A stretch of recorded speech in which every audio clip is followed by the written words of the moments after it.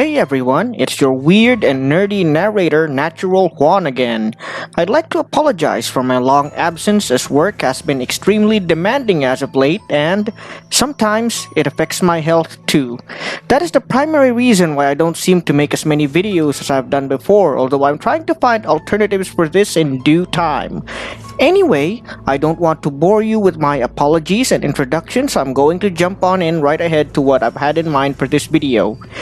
Due to popular demand, I'm going to narrate to you 3 true stories about the Night Hag. These are true stories in a sense that these people actually experienced these dreams, but as for whether or not the Night Hag might actually be a real entity, well, I'll leave that for you to decide. There have been other requests for other kinds of videos recently as well, but this is the most anticipated video I have of late, and the one that's readily available. Anyway, without further ado, let's begin. Hi, hello, and welcome again everybody to another episode of Natural Juan. This time around, I'm gonna tell you 3 really spooky stories about the dreaded Night Hag. These stories are taken from people I actually know and are transcribed and translated for your viewing and listening. Before all that though, I'd like to make a quick shout out to Mr. Jonathan Green, my patron in Patreon. If you would also like to support my channel and what I do here, you can check out my Patreon, PayPal, and Gcash information, which can be found in the description below. Also, for more videos like this, please subscribe to my channel and hit that bell for notifications. Okay, quiet everyone, and keep your popcorn and drinks close at hand. The show's about to start.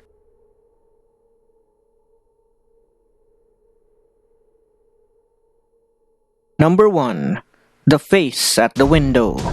This story is actually from one of my many aunts and takes place when she still lived with me, my mother, and my grandparents. According to her, the dream started in a way that was a typical afternoon for her. She had just gotten home from school and was doing her chores as was often the case. Then, while she was hanging clothes to dry in our backyard, she saw a shape in the far distance. It was sunset by then and, at first, she found it very difficult to make out against the orange glow of the sun. Then, as whatever it was neared, she was finally able to see and understand what it was. It was an object that was humanoid in shape, draped in flowing black cloth. At first, my aunt thought that it was some sort of wooden cross wrapped in a black garbage bag until she saw the unkempt hair that writhed about its top like tentacles.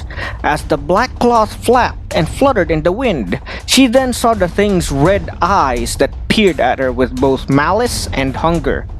Realizing that she was in fact looking at a witch, my aunt dropped everything she was holding and fled directly into our house.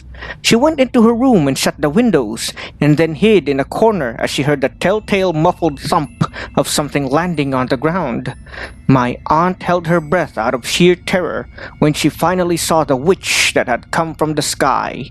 It was not even a normal witch as she would recall, as it was truly gigantic. She couldn't describe just how tall it was, but that it was as tall as our water tower at the time, which was at least 20 feet in height. The hag's skin was pale, and its body was lank and its limbs long. It was night by then, which isn't surprising considering that it was all part of a dream, and the sackcloth worn by the hag made it harder to see. After a long while, my aunt got up from her corner, wondering if she had properly closed and locked the door to the house, when the witch's hand burst in through the window, shattering glass, wood, and metal in the process. The last thing my aunt remembers seeing was a long-fingered hand tipped with long black claws instead of fingernails before waking up. As the monstrosity grabbed her, my aunt saw the creature's awful face through the broken window, fixing her with a red gaze with her long beak-like nose and her face framed by her tentacle-like hair that snaked and shuddered about. My aunt woke up when I told her that it was in fact time for dinner. Number 2. The Woman in the Mirror. No, this has nothing to do with a certain Britney Spears song about a lonely young woman. This is in fact a story from one of my own cousins. This happened when he was staying with us and happened on a night when he got back from a trip to Manila, specifically from Ormoc City after the awful landslide of garbage killed so many people there. He was one of the few people who helped out in the rescue of the survivors there, which probably contributed to the bizarre and disturbing elements of his dream. But I think I'm giving this story too long of an intro. Anyway, about a few weeks after he arrived at our home, my cousin dreamed of the dreaded woman in the mirror. It began on a high note, according to him, wherein he was preparing for a wedding with his girlfriend at the time. He was putting on his wedding clothes in front of a mirror when he saw something out of place in the background. The first thing he noticed was that there seemed to be other people in the mirror, despite the fact that he knew he was alone in the room he was in. He looked behind him and saw that he was, indeed, alone. Thinking that he probably just mistook random clothes for people, he looked back at the mirror and saw that there were indeed people in the room with him. Quite a few, as a matter of fact, though he didn't recognize any of them. Most disturbing of all, though, was a veiled black figure, which stood directly behind him. Frightened, he tore his eyes away from the mirror and ran to the door. He did everything he could to open the door, but to no avail. It was locked from the outside, even though the locking mechanism could be found from inside the door. My cousin didn't know what had suddenly gripped him, but a force seemed to compel him to go back to looking at the mirror. When he did, he saw that there were even more people in the mirror, and that all of them were bloated and disfigured in some way, not that different from the countless people in Ormoc City who had been buried alive and crushed in garbage. He also saw that the black-veiled woman had lifted her veil and revealed her face. It was, as my cousin described, a truly pale and demonic visage, her face possessing twin black holes where her eyes should have been. It was also right around then that I had to wake him up and tell him that breakfast was ready, and there was chocolate rice to be had. Oh, and as a side note, the girl that he was supposed to marry, they never got married. Yeah, he married a different woman. I guess that's a happy ending, but whatever. Number 3, the thing that was not my mother. Now, this is my own story and took place around 2011 to 2012 after my mother had just died.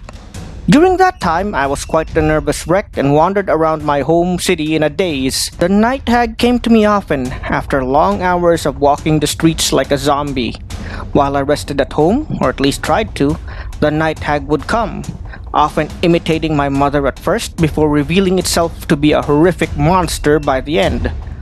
Always, it would try to mimic my mother's voice, which I often longed for, driving me to seek it out. Then, once I was within its grasp, it would reveal itself as a monstrous woman dressed in rags with large, staring eyes and clawed hands. I often woke screaming for help during these times, and this would last for quite a while. My therapist often told me that the night hag probably formed from my longing for my mother, which somewhat explains why she often imitated my mother. She would also tell me that her appearance represents the fear and finality of death, and that it was my own mind's way of telling me that my mother was gone for good. I don't know what to think of that now, but I must admit that it was during these days that I was most fascinated with death, which often led me to contemplating my own. So it's up to you guys whether or not you think this night hag might actually be a real supernatural entity, or whether it is just a property of our minds, if it's just something that comes up when we get traumatized, or a secret fear that we might be keeping. I, for one, think that it's possible it's both, since I'm a firm believer in the spiritual and supernatural, but I am neither a psychologist or a paranormal expert, so yeah, this is just a common layman babbling about a topic that he doesn't fully understand, I guess. But yeah, I guess that it's similar to the way that when you have a messy room or a messy office, your mind becomes messy too.